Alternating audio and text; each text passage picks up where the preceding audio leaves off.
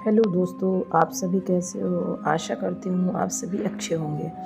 आज मैं फिर एक नई कहानी के साथ आई हूँ। इस कहानी में हम देखेंगे कि किस तरह एक बच्चे और उसके पिता ने अपने बड़े होने के बावजूद एक दूसरे की मदद करने का काम किया और कैसे वे समाज में सहायक और सकारात्मक बदलाव की दिशा में कदम उठाया।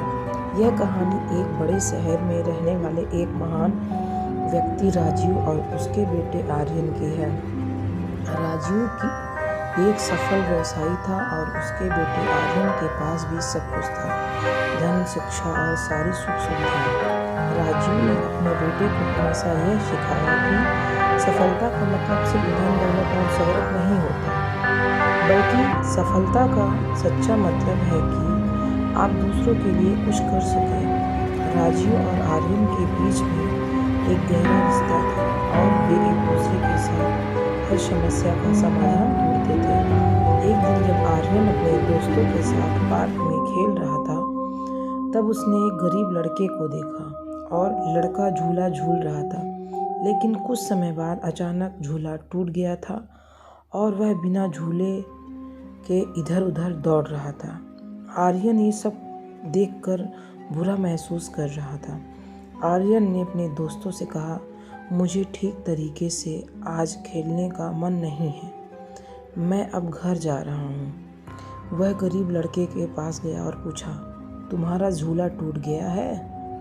गरीब लड़का हंसते हुए बोला, हाँ, लेकिन कोई बात नहीं, मैं इसे खुद ही दोबारा बना लूँगा। आर्यन थोड़ी देर के लिए सोचता रहा और फिर उसने अपना महंगा झूला उस गरीब लड़के को दे दिया।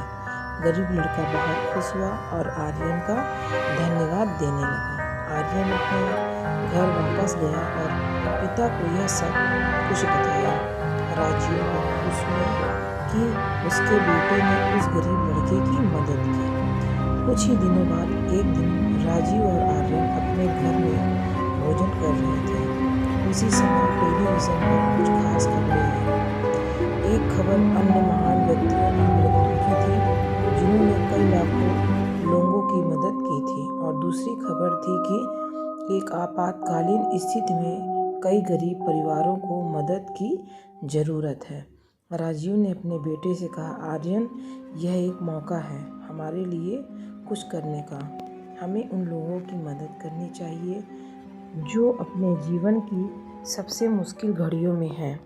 आर्यन ने अपने पिता के साथ मिलकर एक योजना बनाई और वे उस आपातकालीन स्थिति में गरीब परिवारों की मदद करने के लिए काम करने लगे। वे उनके लिए खाना, कपड़ा और आवश्यक सामग्री लेकर जाते और उनकी मदद करते। आर्यन ने देखा कि जीवन में सच्ची खुशी उस समय होती है जब आप दूसरों की मदद करते हैं। वह अब धन के पीछे नहीं भागते थे, बल्कि वे अपना समय और संसाधनों का उपयोग दूसरों की मदद करने में करते थे। कुछ साल बाद जब आर्यन बड़ा हो गया, तब उसने और उसके पिता राजीव ने एक शिक्षा संस्थान खोला, जिसमें गरीब और बेहतर ज़रूरतमंद बच्चों को मुफ्त शिक्षा दी जाती थी।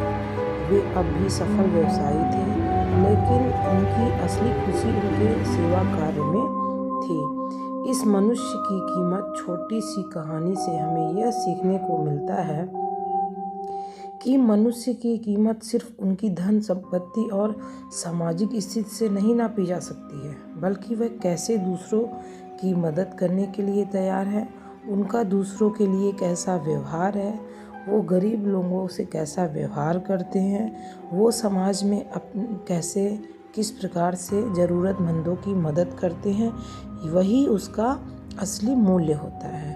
आर्यन अपने पिताजी की सीख पर चलकर एक बड़ा इंसान बना, जिसने लाखों लोगों की ज़िंदगी में सुधार किया और समृद्धि को एक नया मायना दिया। आशा करती हूँ कि आपने भी इस कहानी से बहुत कुछ सीखा होगा। अपने विचार ज़रूर साझा कीजिएगा। धन्यवाद। आगे मिलते हैं एक और नई प्रेरणादायक कहानी के साथ। हर हर महादेव।